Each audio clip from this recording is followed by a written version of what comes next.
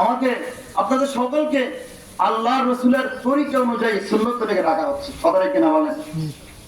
এখন ভাবার বিষয়, চিন্তা করার বিষয়, আসলে আমি আপনি আমার মধ্যে আমার 3.5 হাত বডির মধ্যে আল্লাহ রসুলের তরিকা আছে কি নাই ভাবার বিষয়।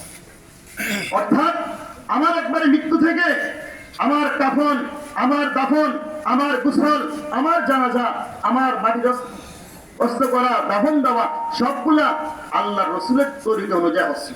আল্লাহ তাআলা বলতে চাইতেছেন যে তোমার সব কাজগুলা নবীজির তরিকা হইতেছে। এখন তুমি ভাবো, চিন্তা করো, তোমার জীবনটা কোন তরিকা পরিচালিত হচ্ছে? আদৌ কি নবীর তরিকা আমার নির্দেশ মোতাবেক পরিচালিত হচ্ছে? যদি এমনটা না হয় তাহলে কি হবে?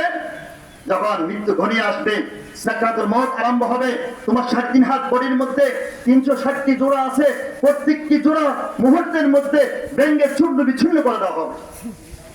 দেখবেন অনেক মানুষ মৃত্যুর সময় এমন পরিস্থিতি হয়, চোখ উল্টে ফেলে, পায়খানা পেশাব করে ফেলে, একটা অবস্থা, খারাপ অবস্থা হয়ে যায়।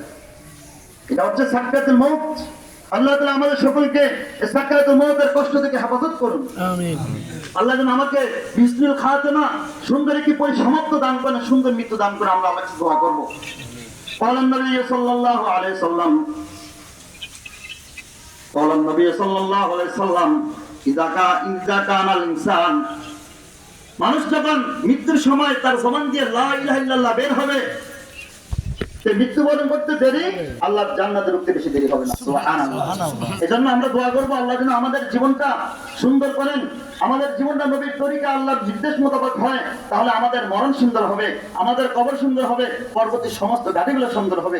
খোদা না করুক জীবন যদি জানতেন হয়, নিজের মন মতন চলি, আল্লাহর বিধান মানার তওয়াক্কুল করি না, তাহলে আমাদের জীবন যেহেতু শৃঙ্খল হয়েছে, জানতেন হয়েছে, আল্লাহর বিধানে বিপরীত হয়েছে, মরণ সুন্দর হবে না, সাকরাতুল মউতের কষ্ট সহ্য করতে হবে এবং আমাদের পরবর্তী ঘাটগুলা সবগুলা কঠিন হয়ে যাবে।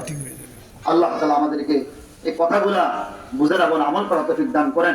দুনিয়া থাকতে থাকতে যেন দুনিয়া কবরের প্রস্তুতি গ্রহণ করে পরকালের আসবাবপত্র নিয়ে মৃত্যুবরণ করতে পারি।